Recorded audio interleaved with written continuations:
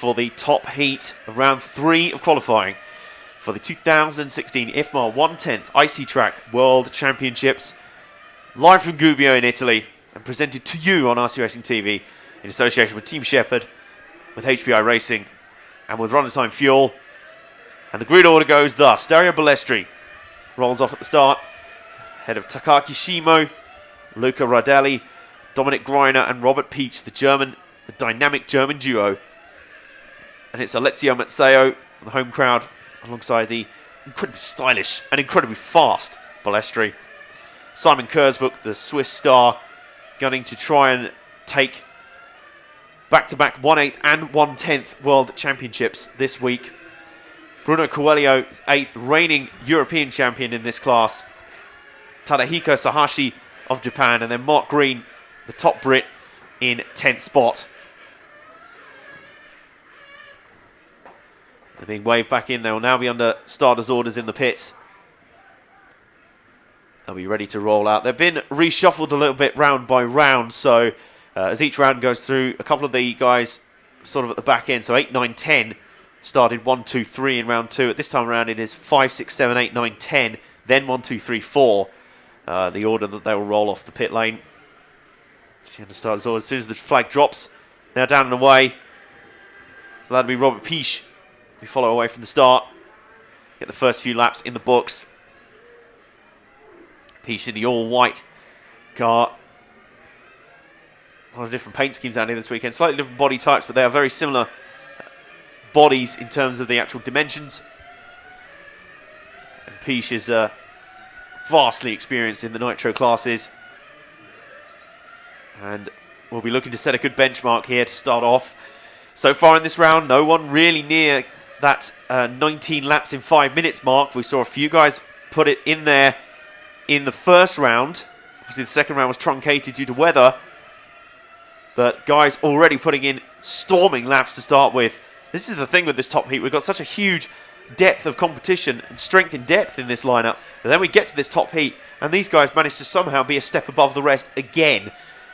It's quite something, as Peach's first lap around was in the 16.6 bracket. Easily the fastest we've seen so far today. Through the IFMAR turns at the far end, and down the front straight once more. Peach is right there, but again they're just falling away a little bit from the 19 lap mark. They are close, but I'm just going to see if we can find car 9 of Tadahiko Sahashi. Car 9 is the white into orange car coming through the final turns now, so if you hold for a few cars, the white into orange car coming beneath you right now, Jean. I think it might be one car back again. Just hold one car there. Yeah, that's car 8 of Bruno Coelho, who has actually just jumped to the top. So these are two guys that we want to keep an eye on. Peach is there. It is literally rotating lap by lap.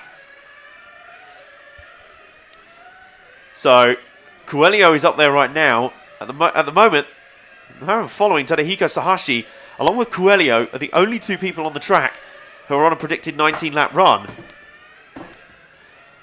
So it's going to be very tricky, and I'm noticing a lot of guys at the top end there through the runner time turns just losing the back end a little bit, losing a bit of grip there. I don't know if there's any crosswind coming into play there. It is very blustery. It's kind of the wind's going left to right, sort of on our camera screen, across the track, and then through the Shepherd S once more. Once they get into this very technical section, we've had a couple of cars come together there, but Tadahiko Sahashi is unmoved by any of this. He goes past Coelho. The car's just behind Sahashi, who we're following right now. R&D Coelho, and I think that might be Kurzbuch as well. So we've got 3 of the very top guys in shot. John, let's just drop back to the second car in line. There you go. There's Coelho. I think he is fending off the advances of Kurzbuch at this point in time. All 3 of these guys are just very, very close to 19 lap runs. None of them quite on one yet. They are a matter of about half a second off. All 3 of them. Coelho, the reigning European champion in this discipline. Kurzbuch, the reigning 1/8 world champion. Looking to take a 1/10 world title as well and hold both at the same time. But you see there again, Coelho's the rear end of that car stepped out there. Big lack of grip there. A big sort of, maybe a locking of the brakes there as well. But that certainly wasn't happening yesterday. There's a little bit of evidence for you that this track has drastically changed from yesterday. It would be hard not to, given the amount of rain we had. The organisers gave these guys a good 90 minutes of practice or so this morning to get some rubber back down on this track, having had it finally dried out. So, but you can still see that there is still not a lot of grip in the track.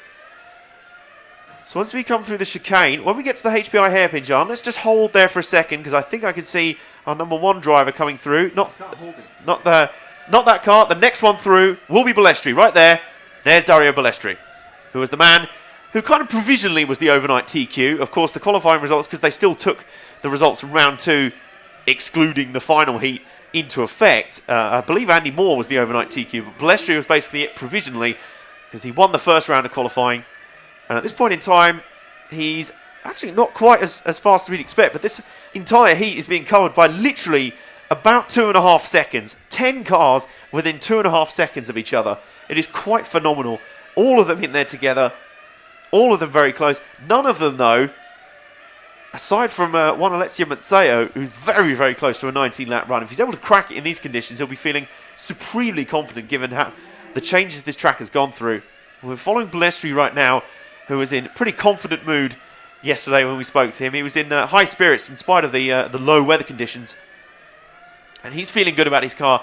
He's one of the few drivers who wants the temperature to increase this weekend, not decrease. And on our provisional forecast, he might be a very happy man indeed, because the temperature is only slated to increase from here.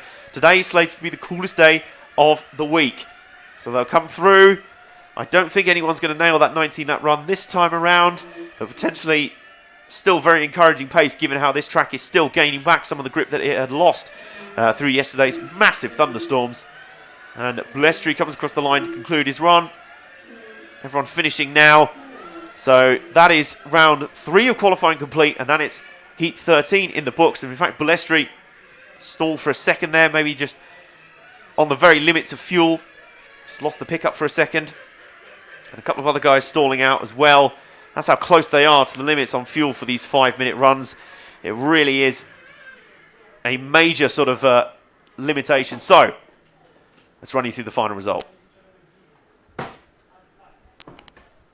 Alessio Mazzeo, only 0.4 of a second off a 19-lap run, but he'll be very, very pleased with that run.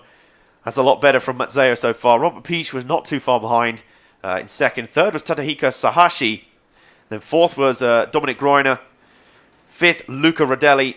Dario Balestri only 6th in the end. That says a lot, that he was literally only about 1.5 seconds down on Alessio Mazzeo, which around this track is a yawning chasm, given that this track is basically 16.5 seconds in its fastest iteration.